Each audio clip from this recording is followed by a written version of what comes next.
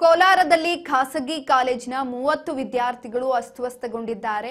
ಹಾಸ್ಟೆಲ್ನಲ್ಲಿ ರಾತ್ರಿ ಊಟ ಮಾಡಿ ಊಟವನ್ನ ಸೇವಿಸಿ ಫುಡ್ ಪಾಯ್ಸನ್ ಆಗಿರುವಂತದ್ದು.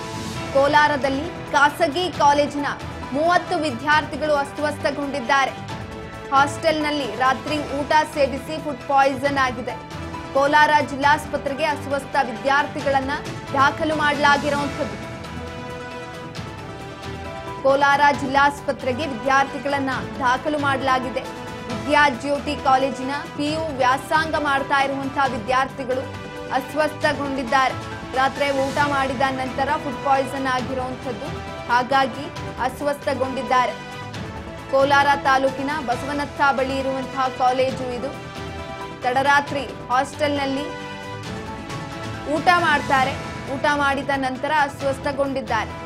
ಈರುಳ್ಳಿ ದೋಸೆ, ಇಡ್ಲಿ, ಚಟ್ನಿ ಸೇವಿಸಿದಂತಹ ವಿದ್ಯಾರ್ಥಿಗಳು ಒಟ್ಟು ಹಾಸ್ಟೆಲ್ನಲ್ಲಿ 50 ಜನ ವಿದ್ಯಾರ್ಥಿಗಳು ಹಾಗೂ ವಿದ್ಯಾರ್ಥಿನಿಯರು ಊಟವನ್ನ ಸೇವನೆ ಮಾಡಿದ್ರು. ಆದರೆ ಬೆಳಗ್ಗಿನ ಜಾವದಿಂದಲೂ ಕೂಡ 30 ವಿದ್ಯಾರ್ಥಿಗಳಿಗೆ ವಾಂತಿ ಭೇದಿ ಆಗ್ತಾ ಇರುವಂತದ್ದು.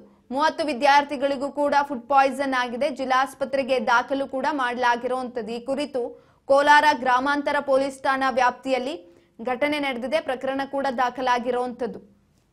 ಖಾಸಗಿ ಕಾಲೇಜಿನ ಇಲ್ಲಿ ನಡೆದಂತಹ ದುರ್ಘಟನೆ ಇದು. ಊಟ ಮಾಡಿ ತದನಂತರ ಆಗಿರುವಂತಹ ಘಟನೆ ಇದು.